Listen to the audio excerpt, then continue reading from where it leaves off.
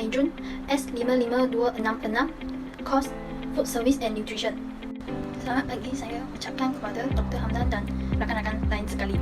Okey, hari ini saya akan memperkenalkan apa itu COVID-19. COVID-19 juga dikenali sebagai pandemik coronavirus, iaitu wabak penyakit coronavirus 2019 yang berterusan secara global yang berpunca daripada coronavirus sindrom pernafasan akut teruk 2 SARS-CoV-2. Wabak ini pada mulanya dikesan pada pertengahan Disember 2019 di Bandaraya Wuhan, Hubei, China dan telah diiktiraf sebagai pandemik oleh Pertumbuhan Kesihatan Sedunia iaitu WHO pada 11 Mac 2000. Sehingga 18 April, lebih daripada 2.3 juta kes COVID-19 telah dilaporkan dari sekurang-kurangnya 180 negara. Pada 13 Mac, WHO telah mengumumkan Eropah sebagai pusat baru pandemik. Virus ini kebanyakan menular antara seseorang dengan cara yang serupa dengan influenza, melalui titisan pernafasan daripada batuk atau bersin. Menurut WHO, gejala biasa penyakit COVID-19 ialah demam, batuk kering dan berasa penat, manakala gejala yang kurang biasa ialah sakit-sakit badan, sakit tekak, sakit kepala, jerat pirit, konjaktivitis, kehilangan rasa atau bau dan ruam pada kulit atau perubahan warna pada jari atau jari kaki. Seterusnya, gejala yang serius pula ialah sakit dada, kesukaran bernafas atau sesak nafas dan kehilangan pertuturan atau pergerakan. Menurut KKM, COVID-19 menular melalui titisan dari hidung atau mulut yang tersebar apabila seseorang dengan COVID-19 batuk atau bersin. Titisan itu merentasi objek dan permukaan di sekelilingnya.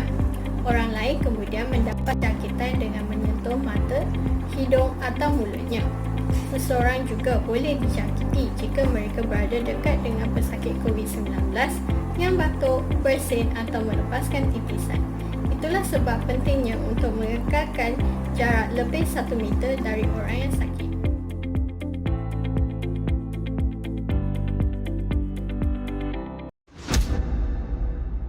Bagaimanakah pengesahan COVID-19 iaitu diagnosis COVID-19 dilakukan? Secara umumnya, ujian RT-PCR iaitu Real-Time Reverse Transcription Polymerase Chain Reaction akan dilakukan untuk mengesan virus COVID-19 dalam badan pesakit. Kaedah yang akan digunakan ialah nasopharyngeal swab. Swab ini akan dimasukkan ke dalam hidung atau kerongkong pesakit untuk mendapatkan mucus sebagai sampel. Sampel ini akan dihantar ke makmal diagnosis klinikal untuk dikenal plastik. Sampel ini akan diproses dengan PCR. Sekiranya bahan genetik virus didapati dalam sampel tersebut, ia menunjukkan keputusan positif bermaksud individu tersebut dijangkiti. Selain itu, RT-PCR iaitu Rapid Test Kit juga boleh membantu dalam pengesahan COVID-19. RT-PCR antigen dapat mengesan antigen dalam badan tetapi kurang sensitif. Oleh itu, ujian RT-PCR perlu dilakukan beberapa kali untuk meningkatkan ketepatan. Pada masa kini, pandemik COVID-19 telah mula merebak dan akan membawa kesan yang buruk kepada sosial. Dalam masa Perintah Kawalan Pergerakan, penduduk Malaysia terpaksa duduk di rumah dan tidak dibenarkan berkumpul sesuka hati.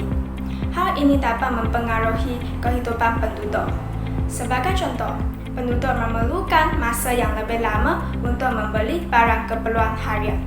Hal ini disebabkan kerana penduduk perlu beratur di luar kedai dengan selang 1 meter dan perlu mengukur suhu badan sebelum masuk ke pusat membeli barang. Perubahan kehidupan seharian ini dapat mempengaruhi kehidupan penduduk. Di samping itu, pembelajaran terutama pelajar juga akan dipengaruhi. Hal ini demikian kerana sekolah terpaksa ditutup untuk mengelakkan penyebaran pandemik COVID-19 dan mereka tidak dapat meneruskan pelajaran mereka di sekolah.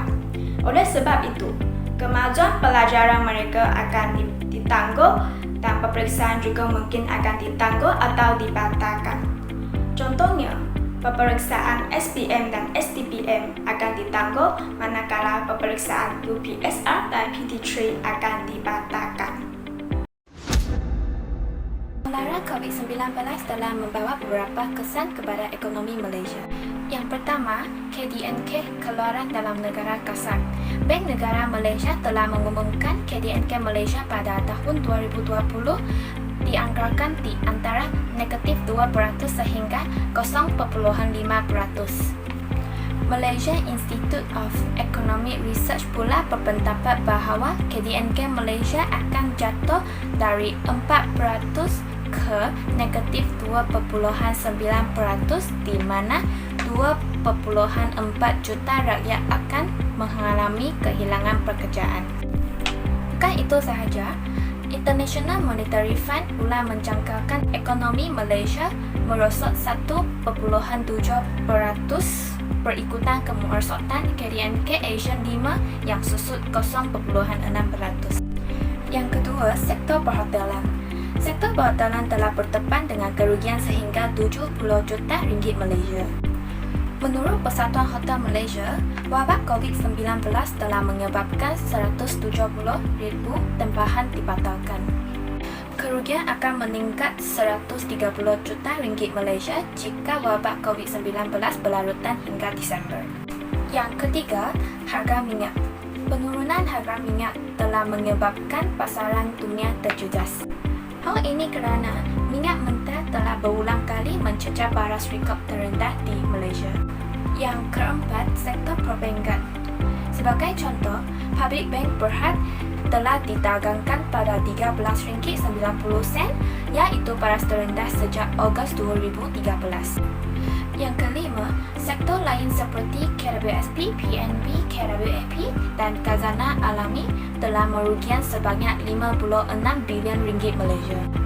KWSP telah merugikan sebanyak 24.7 bilion ringgit Malaysia, manakala amanah saham Bumiputera merosot sebanyak 16.52 bilion ringgit Malaysia. Selepas Perintah Kawalan Pergerakan PKP dilaksanakan, banyak kilang dan syarikat dipaksa memberhentikan aktiviti mereka. Di Malaysia, tahap indeks pencemar udara IPU menurun 14% dan menunjukkan indeks bersih. Selain itu, 28% daripada 29 bacaan stesen air pemantauan air automatik menunjukkan kualiti air meningkat.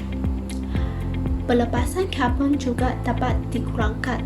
Lapisan ozon bumi ini semakin pulih disebabkan sekatan ini dan ia dapat menyerap radiasi ultraviolet yang berbahaya kepada tubuh badan manusia.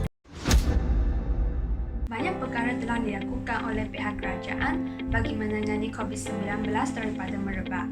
Pihak kerajaan telah mengisytiharkan Perintah Kawalan Pergerakan bermula pada 18 hingga 31 Mei.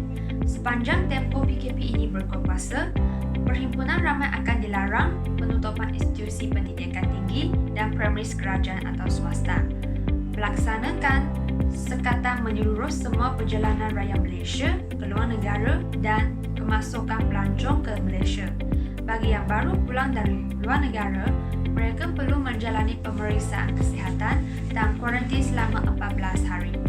Selain itu, pihak kerajaan juga mengumumkan pakej rangsangan ekonomi prihatin rakyat untuk memberi manfaat kepada semua rakyat.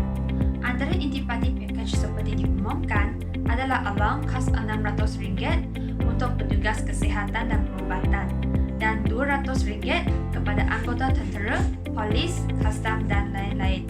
Ketua Pengarah Kesihatan juga menggalakkan rakyat memakai penutup hidung dan mulut, melakukan ujian saringan, membasuh tangan dan menggamalkan gaya hidup sihat. Perintah Kawalan Pergerakan PKP bermula pada 18 Mac 2020. Pihak polis telah memberi kerjasama kepada pihak kerajaan supaya PKP ini dapat berjalan dengan lebih lancar. Sepanjang PKP ini, pihak polis telah membuat sekatan jalan raya dan rondaan bagi mengelakkan masyarakat berkumpul atau melepak. Bagi bagi pekerja yang mempunyai surat kebenaran syarikat yang telah dilus oleh pihak MITI atau membeli barang keperluan di kedai sahaja dibenarkan melepasi. Di samping itu, mereka perlu memeriksa perkhidmatan penting seperti di pasar raya ataupun farmasi yang masih dibuka untuk memastikan mereka mengikut SOP yang telah ditetapkan. Sekiranya terdapat segelintir masyarakat yang tidak mematuhi arahan PKP ini, pihak polis mempunyai kuasa untuk menahan atau menangkap. Bagi pelajar yang terkantas telah selamat dibawa pulang ke kampung halaman masing-masing di bawah pimpinan pihak polis.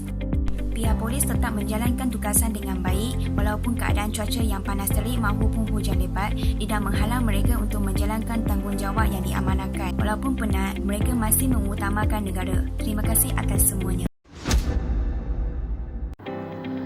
Pihak kaki tangan perubatan ialah pihak yang terutama untuk menentang COVID-19. Oleh itu, mereka memainkan peranan yang paling penting dalam menentang COVID-19.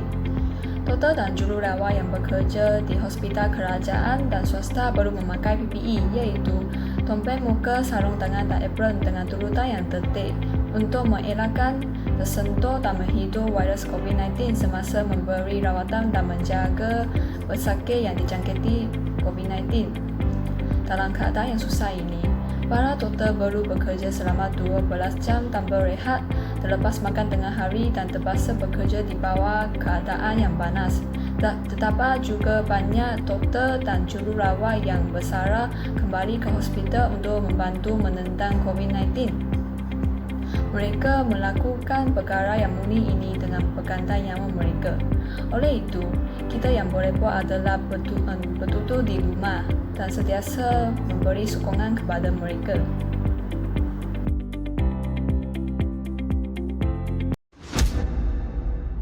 Peranan kita sebagai orang awam untuk mengawal penyebaran COVID-19 ini termaksudlah kita hendaklah mematuhi arahan Perintah Kawalan Pergerakan yang ditetapkan oleh kerajaan seperti tidak keluar dari rumah kecuali ada urusan penting, tidak mengadakan sebarang perhimpunan dan mengamalkan penjarakan sosial iaitu 1 meter daripada orang sekeliling. Selain itu, peranan kita termaksudlah kita haruslah menjaga kebersihan diri serta keluarga kita dengan baik. Kita haruslah sentiasa mencuci tangan, menggunakan pembasmi kuman untuk membersihkan tangan dan memakai topeng muka semasa keluar dari rumah untuk mengelakkan diri kita daripada terjangkit COVID-19 ini. Selain itu, kita juga patut saling bantu-membantu dengan orang sekeliling kita. Kita boleh menunjukkan prihatin kita seperti yang ditunjukkan dalam video iaitu menjadi sukarelawan untuk menghantar barang keperluan kepada keluarga yang kurang mampu.